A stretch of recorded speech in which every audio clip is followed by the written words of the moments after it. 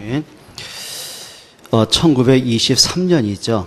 그 소파 방정환 선생이 어린이날을 처음으로 이제 제정을 하셨어요. 그 이전에는 1923년도 이전에는 어린이란 단어 자체가 없었답니다. 그러니까 지방마다 이제 아이를 부르는 명칭이 다르죠. 이놈, 저놈, 어느 지방에서는 아새끼, 뭐 그 정도로 아이들을 불렀다고 그래요. 중요한 거는 그 아이들은 그 당시 한 인격체로 인정을 못 받았어요. 그러니까 이런 말이 있죠. 지 밥그릇은 지 갖고 태어난다. 그 당시엔 농경사회다 보니까는 일단 일손이 많이 필요하잖아요. 그래서 아이들은 많이 낳았어요. 그래가지고 아이를 어릴 때부터 막 밭일, 농일 막 계속 시켜나가기도 하죠. 그러다가 이제 빨리 이제 시집도 보내고 장가도 보내고 이제 입을 덜기도 하고 이제 그런 것도 많이 있었습니다. 근데 문제는 1934년도인가요? 일제강점기 시대에 어린이날을 폐지시켜 버립니다. 왜라고 생각하세요? 아이들에게 꿈이 들어가면 그 나라는 언젠간 강해지기 때문에 그래요. 그러니까 일제시대에 그걸 미리 감지하고는 이제 어린이날을 이제 폐지를 해버리죠. 서기 70년경입니다. 로마가 이제 이스라엘을 침략을 하고 이제 완전 장악 마지막 단계입니다. 그때 이제 로마의 총지휘 장군이 티토라는 장군이었죠. 근데 그 장군에게 그 이스라엘에 아주 덕망 있고 누구나가 존경하는 심지어는 그 적장이었던 티토까지도 알고 있는 그 랍비가 있습니다. 바로 벤치카이라는 분이시죠. 근데 이분이 몰래 밤에 이제 생명을 걸고 이제 그 성을 빠져나와서 티토 장군과 면담을 요청합니다. 뭐 이렇게 말합니다. 내가 목숨 걸고 성을 탈출한 것은 이유는 하나다. 당신이 이제 곧 조만간에 우리를 완전 정복하고 나서 분명히 사람들은 몰살시킬 거 아니냐, 성을 불뗄 거 아니냐. 그런데 한 지역에 있는 아버님 저 지역에 있는 그 교실 하나만큼은 불태우지 마라. 그게 이제 지금 말하는 회당입니다. 그러니까 티토 장군의 입장에서는 저 사람이 생명 걸고 자기를 찾아왔을 때는 뭔가 사연이 있을 거 아닙니까? 그때 그럼 네가 그 요구하는 이유가 뭐냐 물어봅니다. 그때 벤 자카이 그 랍비가 이렇게 말합니다. 비록 우리 어른들의 무지함으로 나라가 없어지더라도 우리 후대만큼은 바르게 가르쳐야 될 거 아니냐. 그러니까 이제 티토 장군이 거기에 감명을 받고 허락을 합니다. 그리고 예루살렘을 완전히 함락을 하고 몰살을 시켜가는데 약속대로 그 회당은 그냥 놔두죠. 자, 그리고 나서는 1800년이 넘도록 이스라엘은 전 세계로 흩어집니다. 나라 없는 유랑 민족으로 삽니다. 그걸 이제 디아스포라라고 그럽니다. 자, 그러면서 1800년 동안 전 세계에서 온갖 순환과 고역을 겪게 됩니다. 그 대표적인 예 중에 하나가 히틀러에 의해서 600만 명이 학살을 당하죠. 자, 이만큼 이제 고초를 많이 겪어요. 그런데요, 전 세계 나라도 없이 흩어져 있는 이 사람들이 온갖 조롱과 박해를 받으면서도요, 한 가지는 잃어버리지 않았어요. 자녀 교육이었어요. 심지어는 그 나치들이 유대인 집을 급습을 하잖아요.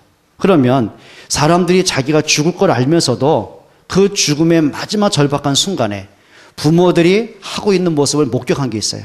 그러니까 나치들의 공통적인 증언이었어요. 그게 뭐냐면 부모들이 자기 자녀들을 가슴에 품고 성경을 얘기해주고 있고, 그 다음에 토라라든지 탈무드 이건 이제 전달하고 주고 있는. 그러면서 그들을 잡아다가 이제 가스실로 여러 가지로 이제 죽임을 하게 되죠. 자, 그런데요, 그렇게 흩어진 유대인들, 핍박받고 박해를 받던 그 사람들이요, 지금 현재는 어떤지 아세요? 자, 전 세계 0.02%도 안 되는 그 작은 소수들이 노벨상 3분의 1을 다 갖고 있어요. 전 세계 모든 경제, 정치, 모든 앞서가는 사람이 다 유대인들이에요. 자, 뉴욕가의 금융가, 유대인들이 다 장악을 했어요. 뉴욕의 금융가를 장악을 했단 말은 전 세계 경제를 움직이고 있다는 얘기예요. 자, 돈 되는 금, 다이아몬드, 모든 것들을 상권을 쥐고 있는 사람이 유대인들이에요. 자, 전 세계에 흩어지는 많은 기업체들 있죠. 대다수가 유대인들이에요.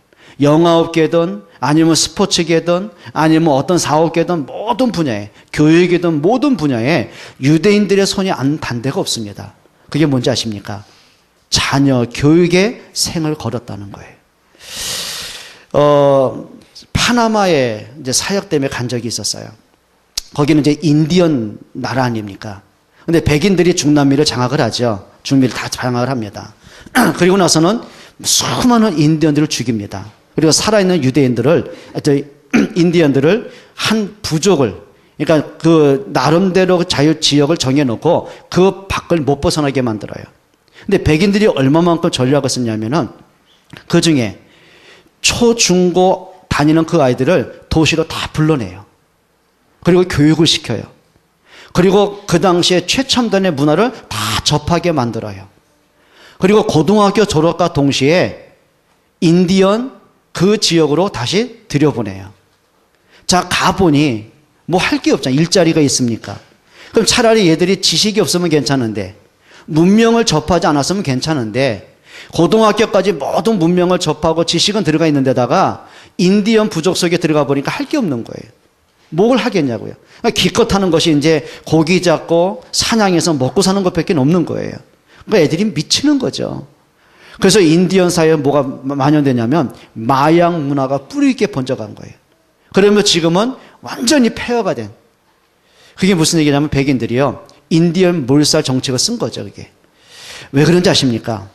우리 후대를 무너뜨리면 미래가 없기 때문에 그래요. 오늘 우리가 막연하게 단순하게 우리가 어린이날 그렇게 지킬 것이 아니라 우리 부모들의 입장에서 한 가지를 점검하고 돌이켜 보셔야 됩니다. 자, 우리 부모님들은 한 가지 목적이 있죠. 누구보다 잘 키우고, 누구보다 성공하고 싶고, 누구보다 잘 가르치고 싶고, 예, 성공이라는 목적을 두고 부모는 생을 겁니다.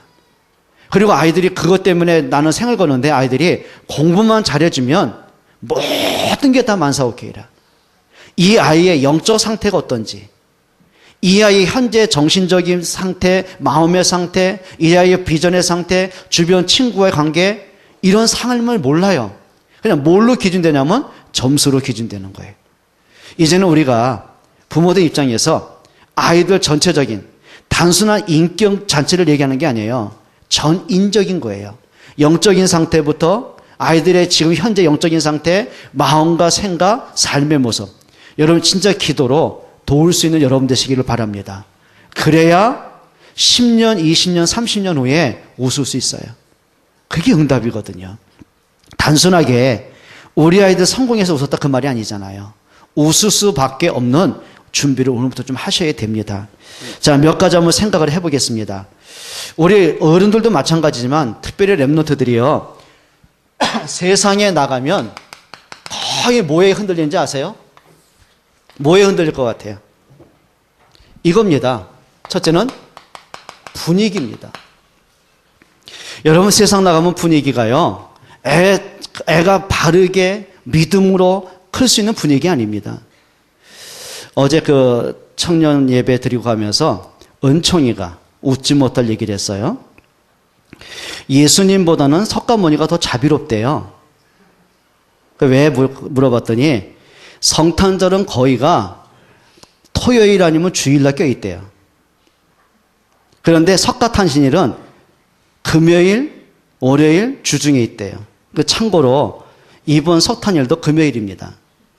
그러니까 자비롭게 하셔서 연휴를 주셨습니다. 그 얘기 들어보면서 이제 웃지 못할 얘기들이죠. 아이들이요, 가보면 분위기 따라 갈 수밖에 없습니다. 자, 거기다가 거의 어떤 문제인지 아세요? 애들은 환경에 다 지배를 받습니다. 이게 이제 가정에서 오는 환경들, 사람들과의 만남의 환경들, 여러 가지가 있겠죠. 근데 그 환경이 좋으면 괜찮아요. 예를 들면 요셉 같은 경우는 그게 가정 환경 자체가 아주 문제투성인데요. 뭐 어떻게 뭐 안정과 평안을 느낄 수 없는 상처받을 수밖에 없는 환경인데요. 거기다가 노예로 팔려간 환경, 최악의 상황인데요. 그럼 이 정도 되면 문제는 오죠. 자기 한계는 또 부딪히죠. 그럼 과연 그 부딪히는 한계 속에서 아이들이 믿음 지킬 수 있을까요? 아이들이 인격을 지켜낼 수 있을까요? 미래를 보장할 수 있을까요? 없는 거예요. 거기다가 또 이런 거 있죠. 수많은 문제가 또 터집니다. 그냥 웃을 수 있는 문제만 있으면 괜찮은데 이게 보니까 뭐 조바심할 문제, 걱정할 문제, 미래에 대한 두려운 문제 많이 오는데요. 그러면 아이들이 이런 영적인 상태에 부딪히고 나면은 진짜 믿음 고백할 수 있을 것 같아요? 거의 무너지는 거예요. 자, 거기다가 아까 말씀드린 것처럼 세상 나가면 이건데요. 경쟁 사회인데요. 여러분 아이들이 학교 가보면 그 아이들 인격체를 존중하는 것보다 뭘로 따져요? 점수로. 그럴 수밖에 없는 게 선생님도 평가를 받아야 되는데요. 또 아이들 당장 눈앞에 현실인데요. 그러니까 이게요. 성적 가지고 서로 경쟁하는 거라 친구와 관계 문제. 어떡할 겁니까? 과연 이 아이들이 정상적으로 예배하고 말씀 듣고 믿음 지킬 만큼 분위기가 될 것 같아요? 안 되는 거예요. 자, 그러면 세상 나가면 어떤 문제가 있어요? 예? 상업주의자들이 있는데요. 여러분, 장사한다는 말하고 상업주의자란 말은 달라요. 뭐, 지난주에도 제 메일이 하나 들어왔더라고요. 그러니까 제가 열어보지 않으면 안 되는 제목이 들어왔어요. 그동안 너 찾냐고 무지무지 고생했다. 연락 좀 해라. 그래서 클릭을 할까 말까 하다가 안 했어요. 열면 뭐가 나올까요? 은혜로운 거 나와요. 여러분, 그 사람들이요. 그러면 제가 나이가 50대 중반이라는 거 알고 보냈을까요? 아니라니까요. 유치부 아이들까지 보내는 거예요. 왜냐하면 일단 클릭하고 애들이 호기심 들어가다 보면 자꾸 들어가게 되거든요. 그게 유료 문제인데요. 자, 그러면 그 아이들의 영적 상태가 어떻게 될까? 과연 어른들이요. 그 아이의 영적인 상태, 정신 상태, 인격 상태를 알고 그거 보냈을 것 같아요? 아닙니다. 목적은 이겁니다. 돈입니다. 자, 거기다가 세상에는 제일 큰 게 무슨 문제가 와 있어요? 흑암의 문제입니다. 여러분, 정상적으로 사람이요, 살아갈 수 있다고 생각하십니까? 그렇지 않습니다. 자, 그러면 이런 환경 속에서 아이들한테 진짜입니다. 성적도 중요한 것이고요, 건강도 중요한 것인데 세 가지를 알게 하지 않으면 문제 오게 돼 있는 거예요. 그게 무슨 문제인지 아세요? 첫째입니다. 진짜 아이들이 이건 알게 하셔야 됩니다. 복음이 뭔가는 알고 세상에 나가게 하셔야 됩니다. 그리고 아이들 마음속에 기도가 뭔가는 알려주셔야 돼요. 이건 이론이 아닙니다. 제일 중요한 건 뭐냐면 부모님이 복음의 사람이라면 아이들은 복음이 뭔가를 가장 편하게 느낄 것입니다. 부모님이 정말 예배하는 사람이라면 아이들은 어릴 때부터 하나님을 알고 자랄 것입니다. 부모님들이 진짜 하나님 앞에 기도의 힘을 갖고 있다면 아이들은 불신앙 염려가 아니라 기도가 뭔가를 알고 자랄 것입니다. 그리고 또 하나 중요한 게 전도가 뭔가를 알고, 이거를 알고 세상에 나가셔야 됩니다. 여러분, 요셉에게는요, 가정에 어떤 문제 있어도, 자, 노예라는 문제가 있어도, 억울한 문제, 감옥의 문제, 사람과의 갈등이 있어도요, 무너지지 않을 수 있는 비밀이 바로 여기 있는 거예요. 자, 다윗이 어릴 때 홀로 양치기로 외롭게 있지 않습니까? 골리앗과 싸움에서도, 자, 사울에게 쫓김을 당하면서도, 아들 압살롬의 반역 때문에 도망쳐야 되면서도, 측근들 가장 믿었던 자기 요압 장군 자기가 등 돌렸을 때도 그것 때문에 낙심하고 염려하고 무너진 것이 아니라 오히려 그 문제를 통해 더 큰 것을 보게 됐어요. 여호와는 나의 목자니 내가 부족함이 없다. 분명한 복음을 알았고, 그가 늘 새벽을 깨웠고 무시로 기도했고, 그 기도의 비밀이 뭔가를 알았어요. 모세 한 사람을 통해, 자, 렘넌트를 통해서 전 세계가 하나님을 아는 전도자의 축복 속에 있게 됐어요. 여러분, 영적인 비밀을 알고 나니까 세상의 문제는 뭐죠? 당연히 오는 문제들입니다. 당연히 올 수밖에 없어요. 그러면 당연히 오는 문제 때문에 당연히 망할 이유가 없잖아요. 오히려 그 문제에서 이걸 보는 거예요. 축복의 발판을 만들어가는 겁니다. 그게 답입니다. 여러분, 자녀들에게 진짜 복음 전달하는 부모님 되시기를 축복합니다. 자, 그러면 몇 가지 좀 아셔야 되겠죠. 대다수의 많은 신자들, 우리 렘넌트 학생들이요, 조금만 문제만 오면 일단 불신앙이 들어와요. 그러면 도대체 이 불신앙이 언제 들어오는가 한번 찾아봐야 되겠죠. 여러분, 불신앙 아는 사람이 어디 있겠어요? 누구나가 불신앙을 올 수 있잖아요. 그런데 습관적으로 불신앙하는 사람들이 있어요. 또 더 중요한 거는 체질적으로 불신앙하는 사람들이 있어요. 사람이 문제 왔다고 다 낙심하는 거 아니잖아요. 성격 자체가 조금 조금만 문제가 오면 못 견디고 그것 때문에 막 고민하고 머리 싸매고 막 부정하고 원망하고 불평하고 비관하고 그런 사람도 있어요.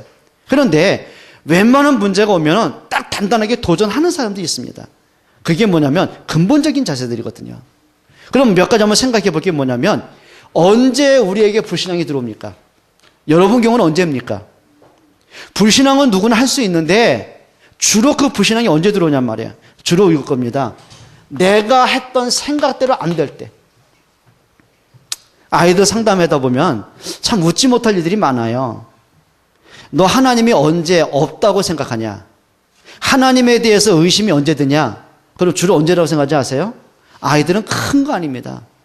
점수 떨어질 때. 엄마 아빠 싸우지 않고 행복하게 해달라고 했는데 엄마 아빠 대판 싸울 때. 그때 하나님이 없는 것처럼 느껴진대. 작은 단순한 문제예요. 그럼 어른들도 똑같죠, 뭐. 그렇죠. 일이 잘 풀려달라고 기도했는데 일이 자꾸 막혀갈 때. 문제가 올 때. 자녀들이 건강해지고 말썽 안 부리고 잘 원만하게 커가야 되는데 워낙 몸이 아프고 애들이 문제 일으키고 말썽 부릴 때. 그때 우리 흔들 때 많잖아요. 그래요. IMF가 왔을 때 다른 사람은 다 어렵다고 나만큼은 좀 주식이 늘어나고 이게 올라가고 뭔가 돈이 생겨나고 막 안 되는 문제가 풀어져. 그랬으면 좋겠는데 자꾸 문제가 와요. 어떻게 할 겁니까? 대다수의 사람이요. 그 문제 속에는 하나님의 계획은 뭔가 찾기보다는요. 일단 불신앙으로 갑니다. 염려가 되는 거죠. 언제 불신앙하죠? 이겁니다. 내게 있는 그 현실하고 하나님의 말씀하고 안 맞는다고 느껴질 때. 그렇죠. 하나님은 전능하시다며요. 하나님은 나의 모든 걸음을 인도하신다며요. 모든 문제 해결하셨다며요. 나는 문제가 해결이 안 됐어요. 그게 건강이든 경제든 자녀든 삶이든 무엇이든지 해결이 안 됐어요. 자, 하나님께서 요셉에게 세계복음화의 약속을 하셨는데 분명히 창세기 37장에 하나님 말씀하셨잖아요. 근데 현실은 계속 문제인데요. 뭐 형들 때문에 어려움 당하고 형들의 손에 노예로 팔려가고 적응할 만하니까 또 누면서 감옥에 갇히고 그게 13년 동안 차라리 13개월도 아니고 13년 동안 17살부터 30세가 되기까지 그것도 뭐 이제 언제 끝날 거라는 보장도 없고 막막하고 암담하고 어떻게 할 겁니까? 근데 참 감사한 게 있습니다. 요셉에겐 이게 있었어요. 여러분 믿음이라는 것은요 가상이 아닙니다. 이론이 아닙니다. 이게 그냥 나가 인격 수양이 아니라니까요. 복음은 사실입니다. 복음은 능력입니다. 복음은 생명입니다. 여러분 이게요 마음에 담겨 있지 않으면은요 우리가 흔들릴 일은 부지기수로 많아요. 앞을 봐도 뒤를 봐도 어디를 보더라도요 문제투성인 거예요.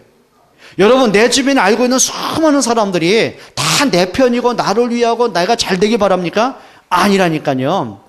우리 랩런트는 이건 알고 나가야 돼요. 세상의 모든 사람들의 기준은 뭔지 아세요? 이겁니다. 자기 이익대로 움직입니다.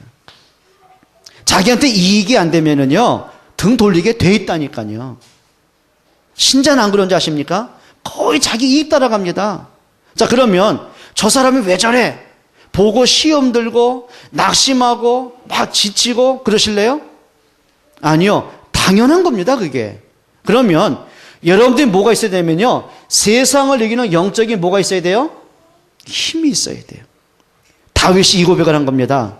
나의 힘이 되신 여호와여, 내가 주님을 사랑합니다. 여러분 진짜 힘을 얻기를 주의 이름으로 축원합니다. 자, 많은 사람이 이거죠. 내가 원하지 않는 일들이 자꾸 벌어질 때 나는 원했어요. 공부 잘하는 거 원했고 점수 오르기 원했어요. 그럼 내가 공부해서 점 떨어진 게 당연하잖아요. 그럼 자꾸 자기를 갱신하고 더 큰 걸 바라야 되는데 사람들은 어떻게 돼요? 자꾸 불신앙에 빠져가요. 자, 이런 문제들이죠. 많은 사람이 이겁니다. 복음에는 전혀 관심 없습니다. 하나님과 나만의 소통하는 기도의 축복을 자꾸 잃어버립니다. 전도요, 세계복음화요, 나하고 관계없어요. 내가 원하는 건 뭐죠? 일단 이겁니다. 형통한 겁니다. 일이 하여튼 잘 풀려지는 겁니다. 막혔던 문제가 막 풀려가고요. 안 되던 문제가 자꾸 해결되어지고요. 건강이 자꾸 와지고요. 사람을 만나는데 다 좋은 사람이고 내가 필요한 사람이고요. 저 원하는 건 다 되어지고요. 근데 그게 내가 원하는 일 아닙니까? 그러면 자꾸 반대 일이 벌어지면 어떡할 거냔 말이에요. 여러분 이제는요, 생각을 좀 빨리빨리 바꿔 나가셔야 돼요. 자꾸 내 기준이 자꾸 불신앙으로, 염려로, 낙심으로 가는 기준이 아니라 여러분이 자꾸 복음으로 갈 수 있는 영적인 눈이 열려져 가야 돼요. 그래야 되기 바랍니다. 언제 우리가 불신앙하죠? 문제가 끝이 없을 것 같을 때. 여러분 사람들이요, 제일 큰 문제가 주로 몇 가지 있어요. 그게 제일 큰 문제가 뭐예요? 첫째는 경제입니다. 뭐니 해도 머니가 최고 아닙니까 우리가? 그렇죠? 두 번째 사람들이 제일 민감한 게 뭐죠? 자녀 문제입니다. 자, 건강도 중요하지만 요 두 가지만큼은 삶의 전부라고 보시면 됩니다. 우리가 주님께 모든 걸 맡긴다고 하잖아요. 근데 못 맡기는 게 두 가지예요. 그렇죠? 대다수의 많은 사람이요, 여기에 뭐냐면 거의 붙잡혀 있습니다. 여러분 현대인의 우상 중에 우상이요, 바로 두 가지입니다. 꼭 굳이 우상 그래가지고 뭐 신상을 만들어 놓고 절하고 기도하는 종교만이 우상이 아니라니까요. 진짜 우상이 뭐냐면 내 마음속에 하나님보다 더 강하게 보이는 게 있습니다. 내가 절대 놓지 못하는 것. 자, 자녀 문제, 경제 문제는요, 사람이 절대 포기 못합니다. 그렇죠? 여러분 안 그러세요? 글쎄요, 안 그렇죠 앉아있는지 잘 모르겠지만 아마 딱 똑같을 거요. 저도 마찬가지고요. 자, 그러면 이런 겁니다. 제일 중요한 문제는 뭐냐면 문제는 아닌 것 같고요. 우리가 불신앙할 수밖에 없는 우리의 이렇게 있는데 체질이 있는 것 같아요. 여러분 체질을 좀 바꿀 수 있기를 축원합니다. 자, 그렇다면 이 모든 불신앙할 수밖에 없는 모든 것에 뭐가 있냐면 기준입니다. 뭐가 기준이냐는 거예요. 예를 들면 이런 거죠. 예수님을 따르던 12제자의 기준이 뭔지 아십니까? 그리스도 때문 아닙니다. 그리스도가 기준 아닙니다. 다 자기가 기준입니다. 자기가 지금까지 살아왔던 모든 것들이 판단하는 기준입니다. 어떻게 판단하죠? 자, 그들은 평생을 살면서 유대교 사상과 율법과 종교에 묶여있는 사람들이었어요. 자, 바리새인들이 예수님을 정죄하고 십자가에 못 박았던 기준이 뭔지 아십니까? 요겁니다. 율법입니다. 종교입니다. 그러니까 율법에 의하면 예수님은 살려두면 안 되는 거예요. 그게 기준 돼 버렸어요. 여러분 기준이 바뀌지 않으면은요, 사람이 그 체질이 이상한 쪽으로 가게 돼 있거든요. 자, 많은 사람, 예를 들면 많은 사람의 기준이요, 뭔지 아세요? 거의 다가 자기 만족입니다. 그 만족이라는 게 뭘 것 같아요? 어떤 사람은 돈이 만족이고, 어떤 사람은 쾌락이 만족이고, 어떤 사람은 뭐랄까 명예가 만족이고, 그게 만족이에요.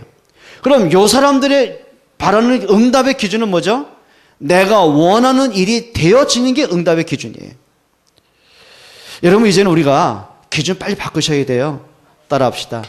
말씀이 기준 되게 하자. 여러분 그리 되시기를 축원합니다. 말씀이 진짜 기준 되셔야 돼요.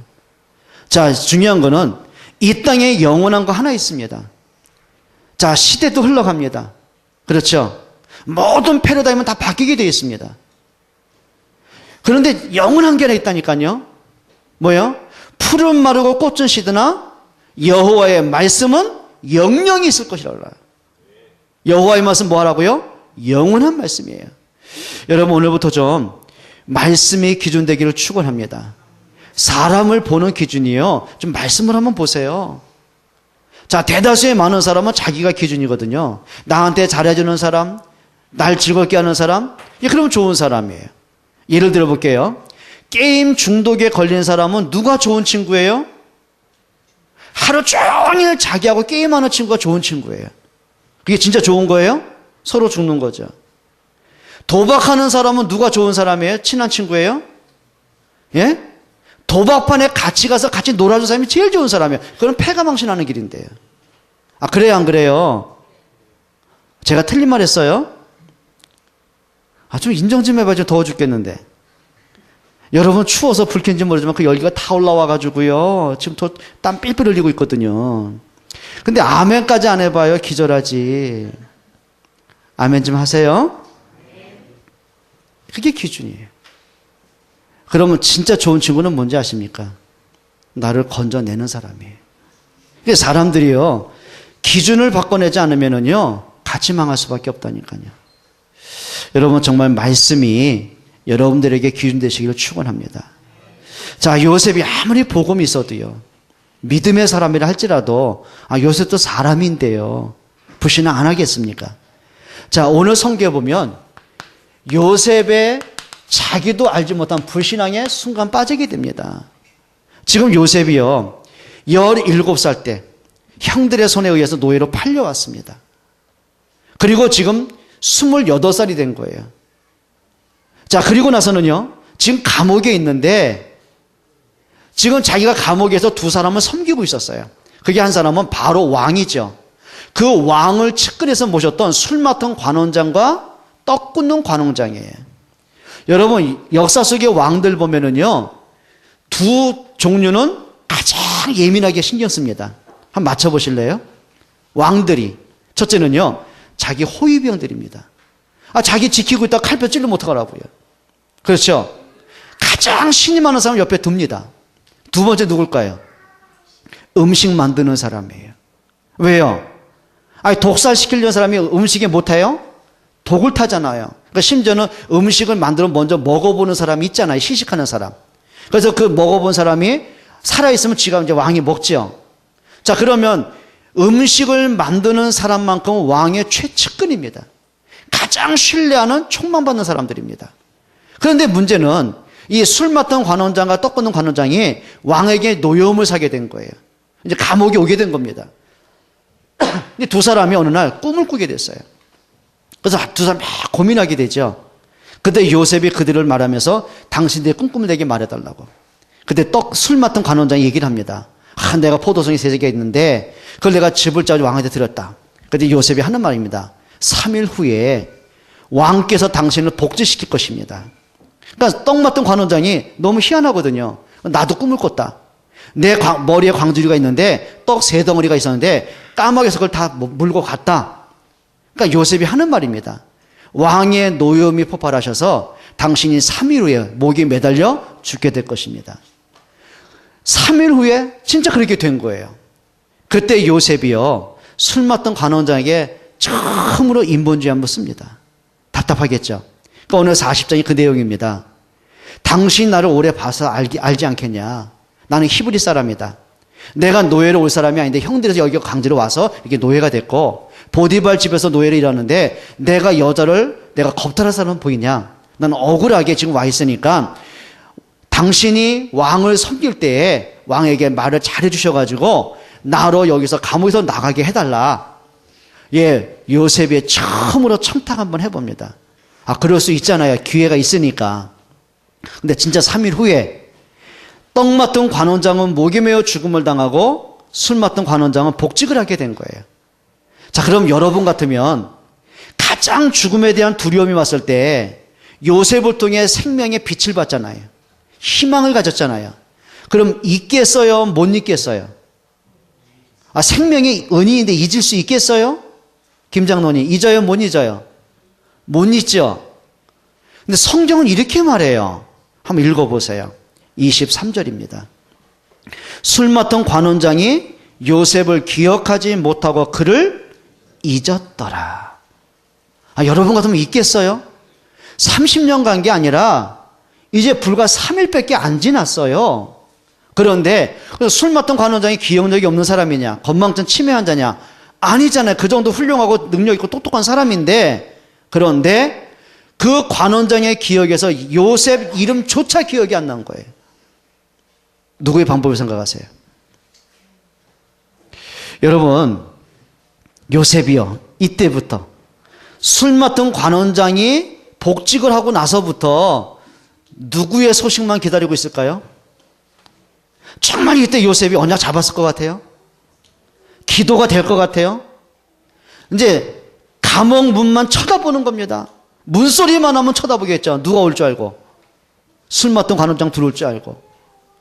사람만 목소리만 들리면 쳐다보겠죠. 관원장 올 줄 알고. 근데 안 와요. 하루가 갔는데, 한 달 갔는데 안 와요. 근데 성경 한번 보세요. 41장 1절입니다. 그를 잊었더라 하고 2년이 지났습니다. 1절 보세요. 몇 년 후에? 만 2년 후에 2년 동안 술 맡은 관원장이 기억을 못해요. 자, 요셉이 또 한번 이렇게 생각해 볼 겁니다. 자기의 한계가 또 느껴졌을 겁니다. 어디 있어요? 아, 그래. 내가 또 언약 잃어버렸구나. 내가 하나님의 계획을 놓치고 또 기도의 힘을 잃어버렸구나.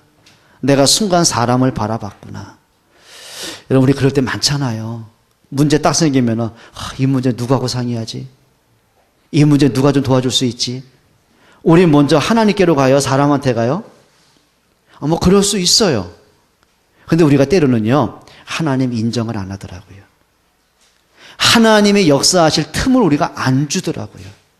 그리고 많은 시간 지나서 문제가 더 커지면 어떻게 말해요? 왜 하나님이 안 도와줘? 하나님이 계시면 이럴 수 있어? 그게 아까 말씀드린 이겁니다. 하나님을 안 믿어서 불신하는 게 아니라 불신을 할 수밖에 없는 나의 문제를 내가 안고 있더라는 얘기예요. 여러분, 렘넌트나 우리 중자들에게 자신에게 올라오는 불신함과 싸워서 이기기를 축원합니다. 자, 이때 요셉의 나이가 몇 세라고요? 28세입니다. 그런데 애굽의 법이에요. 자, 공무원으로 나가던 정치로 입문을 하던 그 기준이 몇 살이에요? 30세입니다. 그게 법입니다. 그럼 요셉이요, 28세에 감옥에서 나온다고 하면 어디로 가겠어요? 보디발 집의 노예로 가던, 술 맡던 관원장의 노예로 가던, 그것밖에 더 할 게 없잖아요. 저 히브리 민족 이방 아이인데요. 그런데 하나님의 시간표는 이거 아닌데요. 근데 문제가 뭐냐면 요셉의 순간, 이것도 뭐 1, 2년 문제가 연결돼야죠. 그게 지금 13년 연결됐는데, 그럼 조급할 만만 하잖아요. 순간 놓친 겁니다. 하나님의 언약을 놓쳐요. 여러분, 때는 그럴 때 있어요. 제목입니다. 그를 잊었더라. 중요한 거 있습니다. 술 맡은 관원장은 요셉을 잊었어도요, 하나님의 손은 요셉과 함께 하십니다. 그게 답 중에 답이죠. 오늘 14절 한번 읽어보실까요? 40장 14절입니다. 이렇게 말합니다. 당신이 잘 되시거든, 이제 술 맡은 관원장한테 청탁하는 거죠. 잘 되시거든 나를 뭐하고? 생각하고. 이게 하나님의 은혜를 안 구하고요, 순간 당신 아주 은혜 좀 달라. 사람에게 또 은혜를 구합니다. 내게 은혜를 베풀어서 내 사정을 바로에게 아뢰어 이 집에서 나를 건져 주소서. 요셉의 청탁입니다. 또 14절 또 한번 보겠습니다. 내 사정을 바로에게 아뢰어 건져 주소서. 15절 한번 보세요.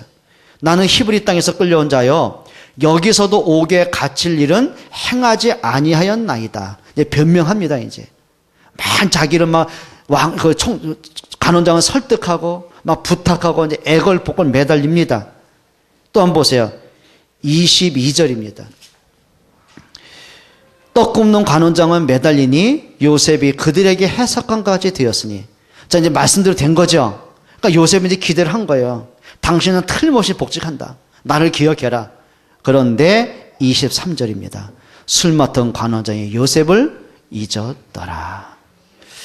여러분, 진짜 여러분, 하나님 앞에서는 시간들 되시기 바랍니다. 여러분, 이렇게 하세요. 나의 시간표와 하나님의 시간표가 달라요. 자, 그러면 이걸 한번 보셔야 됩니다. 마지막 세 번째입니다. 하나님의 정하신 시간표는 반드시 옵니다. 내가 흔들리든 연약하든 불신앙하든 괜찮습니다. 하나님의 언약 시간표는 반드시 옵니다. 첫 번째죠. 말씀은 반드시 성취됩니다. 창세기 37장에 하나님이 요셉에게 하신 약속이 있잖아요. 요셉을 통해서 해와 달과 11별이 저런 꿈을 꾸잖아요. 그런 거 가족과 민족과 세계가 사는 하나님의 언약이잖아요. 자, 중요한 거죠. 말씀은 반드시 성취됩니다. 오늘 41장 1절입니다. 만 2년 후에. 그 말은 단순하게 날짜가 한 걸 얘기하는 거 아니에요. 하나님의 언약이 성취되는 날이 온 거예요. 사도행전 2장 1절에 보면 오순절 날이 이미 이르매. 그 날, 그 말은 뭐죠? 하나님이 정하신 날, 언약 성취의 날, 응답의 날. 맞습니까? 여러분, 하나님의 시간표는 반드시 옵니다. 또 보세요. 41장 9절입니다. 비로소 이제요, 왕이 또 이제 꿈을 꾸게 되죠. 근데 아무도 왕의 그 꿈을 맞출 수가 없는 거예요. 꿈 내용 아시죠? 자, 바로 왕이 꿈을 꿔요. 근데 고대 사회에서는요, 그 꿈을 절대자가 계시한 거라고 늘 생각을 했거든요. 그러니까 어떤 꿈이냐면은, 바로가 꿈을 꾸는데, 자, 7마리의 살찐, 굉장히 토실토실한, 아주 보기 좋은 7마리 소가 풀을 편안하게 뜯어먹고 있는 거예요. 근데 조금 있더니요, 아주 흉측하게 말라 비틀어진, 흉측한 소 7마리가 오더니, 살찐 소 7마리 잡아먹는 거예요. 그러니까 왕이 이게 뭘까, 이게? 이게 무슨 절대자의 계신데 이게 뭘까? 그리고 애굽에 방을 내립니다. 이 꿈을 해석할 자가 누구냐? 그런데 그 당시에 모든 지식인들, 박사들, 그 다음에 점술가들 그 누구도 꿈을 해석할 수가 없는 거예요. 그러니까 왕이 노발대거라 대발하잖아요. 그런 중에 술 맡은 관원장이 요셉을 생각합니다. 성경 한번 보세요. 보세요. 41장 9절입니다. 술 맡은 관원장이 바로에게 말하여 이르되 내가 오늘 내 죄를 기억하나이다. 2년 전의 사건이죠. 바로께서 종들에게 놓아서 나와 떡 굽는 관원장을 친위대장의 집에 가두셨을 때에 나와 그가 하룻밤에 꿈을 꾼 줄 각기 뜻이 있는 꿈이라. 그곳에 친위대장의 종된 히브리 청년 요셉입니다. 요셉이 우리와 함께 있기로 우리가 그에게 말하며 그가 우리의 꿈을 풀되 그 꿈대로 각 사람에게 해석하더니 그 해석한 대로 되어 나는 복직되고 그는 매달렸나이다. 지금 관원장이 요셉을 왕한테 추천을 하는 거예요. 왕이 얼마나 반갑습니까? 불러드리죠. 그 사건입니다. 자, 여러분, 언약 성취에는 몇 가지가 있습니다.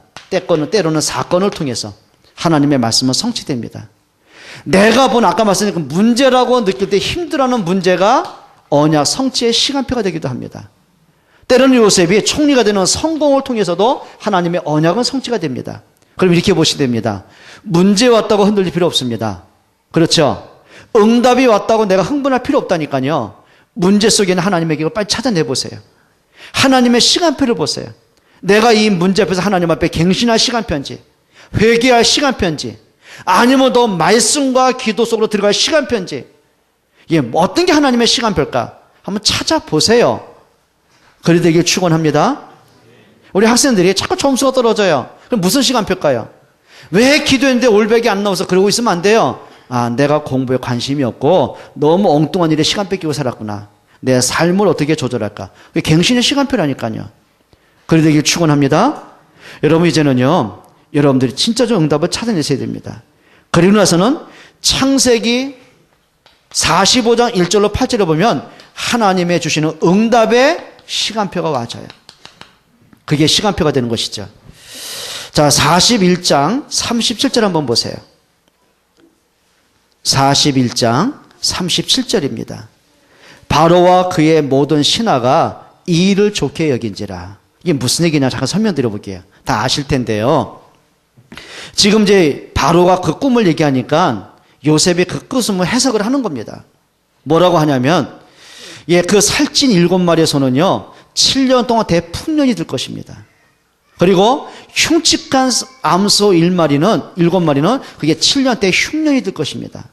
그러면 풍년 든 7년 동안 흥청망청 될 것이 아니라 마을마다 고을마다 쌀 저장고를 만드십시오. 그리고 모든 풍성한 곡식을 저장하십시오. 그리고 7년 후에 7년 동안 흉년이 될 텐데 쌀한도 구하지 못할 텐데 그때 그 곡식 창고를 열고 사람들을 살리시면 될 것입니다. 그리고 그 일을 할 수 있는 적임자를 한 명 선택하셔서 그 책임을 맡게 하십시오. 그 얘기를 듣고 있는 바로와 신하들이 기가 막힌 거예요. 그리고 이렇게 말합니다. 왕이 하는 말이죠. 37절 한번 보세요. 이렇게 말합니다. 뭐라고 하죠? 바로와 그의 모든 신하가 이 일을 좋게 여긴지라. 38절 보세요. 바로가 그의 신하들에게 이르되 이와 같이 하나님의 영에 감동된 사람은 우리가 어찌 찾을 수 있으리 하고 39절 요셉에게 이르되 하나님이 이 모든 것을 내게 보이셨으니 바로가 이제 하나님 믿었다고요. 이제 하나님을 찬양합니다. 내게 보이셨으니 너와 같이 명철하고 지혜 있는 자가 없도다. 너는 내 집을 다스리라. 내 백성이 다 내 명령에 복종하리니. 무슨 얘기인지 아십니까? 모든 사람들이 알게 되는 시간표가 옵니다. 여러분, 요셉은 노예로 팔려왔습니다. 그리고 감옥에 있었어요. 사람들이 볼 때는 초라한 모습이었고 실패된 인간의 모습이잖아요. 누구나가 알고 있는 실패자 요셉을 통해서 모든 사람이 하나님을 알게 되는 시간표가 와요. 다윗은 목동입니다. 그 초라한 목동을 통해서 세계 열방의 왕들이 하나님을 알게 되는 시간표가 와져요. 그걸 응답의 시간표라고 합니다. 우리 렘넌트 여기에 비전 갖기를 바랍니다. 나는 뭐 나이도 어리고 우리 집은 가난하고 공부도 못하고 자신을 그렇게 보면 안 돼요. 하나님의 나를 렘넌트로 부르셨어요. 세계의 복음화의 주인공으로 부르셨어요. 그 비전 갖고 오늘 공부에 도전하셔야 돼요. 그래 되길 바랍니다. 정말 그러셔야 됩니다. 또 보세요. 41장 30절에 보면 하나님의 영에 감동된 너 같은 사람 내가 어찌 찾겠느냐. 그리고 요셉을 이제 총리로 발탁을 하는 것이죠. 요셉이 아니고는 그 일을 이룰 수가 없어요. 따라합시다. 유일성의 응답. 우리 부모들이 기도하셔야 됩니다. 단순하게 자녀가 성공 그걸 기도하지 말고요. 하나님, 이 아이를 통해서 저 아이를 알고 있는 모든 사람들이 하나님을 알게 하시고 복음 속에 들어오는 축복의 주역 되게 하옵소서. 기도하세요. 기도하시기를 바랍니다. 자, 그러면서 뭐가 되죠? 서밋의 응답이 옵니다. 여러분, 서밋이 뭐예요? 최고 정상입니다. 근데 서밋을 어디 표현하면 뭐 대통령이다, 정상들의 모임을 서밋의 모임이라고 하잖아요. 자, 오늘 성경에 보면 하나님이 요셉을 서밋의 자리에 앉게 하십니다. 자, 중요한 게 있습니다. 서밋 그러니까 꼭 성공을 한 자리냐? 그렇지 않습니다. 요셉은 노예로 있으면서 서밋이었어요. 요셉보다 성공한 노예가 없어요. 그렇죠? 자, 감옥에 들어갔는데 요셉은 서밋이었어요. 그렇게 강팍하고 잔인한 간수가 요셉을 통해 하나님을 알게 되어지는 서밋이었어요. 자, 요셉이 애굽의 총리가 됩니다. 전 세계가 요셉 때문에 생명을 보존하잖아요. 그게 서밋입니다. 렘넌트 어리 중자들에게는 서밋의 응답받기를 축원합니다. 여러분, 중직자 가운데 진짜 가장 복음적인 사람으로 교회를 위해서 기도에 힘을 얻는 서밋 되길 축원합니다. 우리 부모들도요, 서밋의 부모가 돼야 돼요. 그냥 막연하게 그냥 오늘 뭐 문제가 해결되고 먹고 사면 그게 아니라 하나님, 진짜 이 지역에서 가장 복음을 누리는 가정으로, 지역의 수원에서 가장 기도응답받는 가정으로, 정말 교회에서 생을 거는 축복의 가정으로 축복해 주옵소서. 그게 서밋입니다. 그리 되길 축원합니다. 여러분, 서밋의 응답받기를 바랍니다. 오늘부터 하셔야 돼요. 따라합시다. 사실을 바르게 보자. 예, 진짜 좀 그렇게 하시면 되겠어요.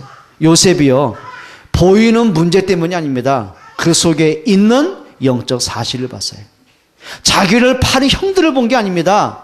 형들을 통해서 하나님이 하시는 일을 봤어요. 형들이 노예를 안 팔았다면 애굽에 들어올 수 없었잖아요. 그러니까 요셉이 형에게 한 말이 그거 아닙니까? 형들이 나를 팔았기 때문에 두려워하지 마라. 형들이 나를 판 것이 아니고 하나님이 나를 앞서 보내신 것이다. 영적인 사실을 보는 겁니다. 자, 노예로 갑니다. 비참하잖아요. 초라하잖아요. 비굴하잖아요. 그걸 본 게 아니라니까요. 이 자리가 바로 언약 성취의 자리다. 자, 노예인데 최고의 역할을 감당했어요. 얼마큼 한지 아십니까? 주인 보디발이 감동될 만큼. 우상 숭배하는 그 주인이 요셉을 통해 하나님을 알게 될 만큼. 그게 뭔지 아세요? 영적 사실을 보는 거예요. 총리가 됩니다. 자, 이 정도 내가 자수성 같지 않느냐? 예, 그렇게 해서 만족한 게 아니라니까요. 하나님이 나를 왜 이 자리에 앉게 하셨을까? 이유는 하나입니다. 천하 만민의 생명을 구원하시라고. 예, 전도와 선교로 모든 문제를 봤어요. 하나님의 말씀으로 모든 문제를 봤어요. 여러분, 뭐가 문제 되겠습니까? 여러분, 영적 사실을 보는 여러분 되시기를 축원합니다. 그러셔야 돼요. 진짜 분별하세요. 문제 와서 막 흔들리고 넘어지는 게 아니고 진짜입니다. 중요한 걸 찾아내세요. 말씀으로 문제를 보세요. 하나님의 계획을 찾아내세요. 승리하시기를 축원합니다. 말씀을 맺을게요. 여러분, 결론입니다. 몇 가지 하셔야 됩니다. 불신앙할 문제는 계속 옵니다. 따라합시다. 속지 마라. 예, 속지 마세요. 자꾸. 렘넌트들 가정을 보고 환경을 보고 사람 보고 세상 보고 낙심하고 염려하지 말고 속지 마세요. 믿음에 도전하세요. 다윗은 골리앗 보고서 모든 사람이 두려워하고 숨어있는 그 골리앗 보고서 도전했습니다. 그냥 한 게 아닙니다. 언약 갖고 도전했어요. 너는 칼과 단창으로 내게 나오지만 나는 네가 욕하는 여호와의 이름으로 나간다. 오늘 구원이 칼에 있는 것이 아니라 여호와의 손에 있음을 알게 할 것이다. 여호와께서 너를 내 손에 붙이셨다. 여러분 불신앙하지 말고요. 도전하세요.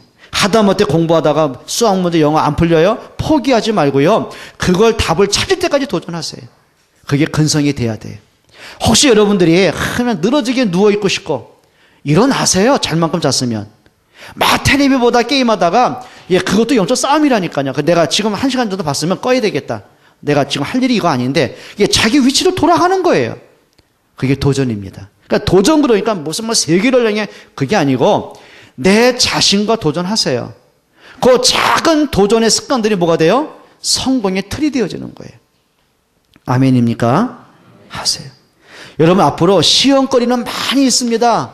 근데 중요한 게 있어요. 시험에 빠지지 마세요. 그러니까 예수님이 주기도문에 말씀하셨잖아요. 시험이 없게 하옵시고 그러지 않고 시험에 들게 하지 마옵시고. 시험은 당연히 옵니다. 근데 시험에 빠지지 마세요. 예? 어제는 몰라요. 어떻게 차를 세워놨는데 새가 화장실이 없나 봐요. 기저귀도 안 했는지. 똥을 그냥 여기저기 싸는 거 있죠. 비둘기인지 뭔지. 세차를 하려고 하는데 지금도 묻어 있어요. 그럼 제가 새들이 왜 여기다 똥을 싸냐. 차를 부숴야 되겠습니까? 예? 새똥 묻은 차 내가 어떻게 하냐고 버려야 되겠습니까?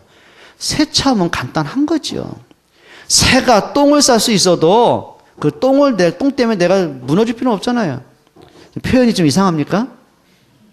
내가 말하고 보니까 좀 어색하네요. 그죠?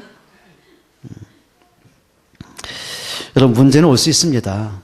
시험거리 많이 있습니다. 사람 때문에 시험을 당하던 여러 가지 문제 때문에 시험 당하던 근데요. 시험에 빠지지 마세요. 그 시험을 이길 수 있는 뛰어넘는 힘을 얻기를 축원합니다. 여러분 갈등거리는 굉장히 많아요. 사람 때문에 갈등하고 마음에 안 맞아 갈등하고 많습니다. 그런데 그걸 갱신의 기회로 만드세요. 더 성숙한 기회로 만드세요. 그러면 됩니다. 여러분 사람들은 누구나가 편한 걸 좋아하잖아요. 누워있기 좋아하고 재미있는 거 좋아하고 편한 거 좋아하잖아요. 근데 그러지 말고요. 게으름과 무능력 때문에 오는 편한 거 있잖아요. 그거 아니고 쉬기 위해서 쉬는 건 좋은 거예요. 그런데 늘어지는 건 하지 마세요. 일어나세요. 게으름에서 일어나고 무능력에서 일어나고 여러분 이제는 복음 때문에 성공하는 그릇 만들기로 축원합니다. 그래 하세요. 또 랩런트한테 특별히 부탁을 해요. 사람은 누구나 꿈을 꿉니다. 근데 개꿈이 있고 응답되는 꿈이 있어요. 그렇죠? 여러분 꿈이 현실화되도록 자꾸 실천하세요. 그러니까 랩런트 이런 힘을 좀 가졌으면 좋겠습니다. 우리 중자들에게 부탁드립니다. 정말 랩런트가 일어나도록 또 여러분 자신이 승리할 수 있도록 영적 삶에 승리하시는 저와 여러분 되시기를 바랍니다. 기도하겠습니다. 하나님께 감사를 드립니다. 하나님 진짜 복음으로 하나님과 깊은 교통하는 기도의 축복으로 우리의 삶의 존재 이유를 찾는 전도자의 축복으로 회복하기를 원합니다. 하나님 정말 우리가 하나님 앞에서 말씀으로 기준되게 하시고 하나님의 계획을 보게 하시고 오직 복음과 전도와 선교와 렘넌트가 세워지는 교회가 세워지는 축복의 주역들 되게 하옵소서. 예수 그리스도의 이름으로 기도합니다. 아멘.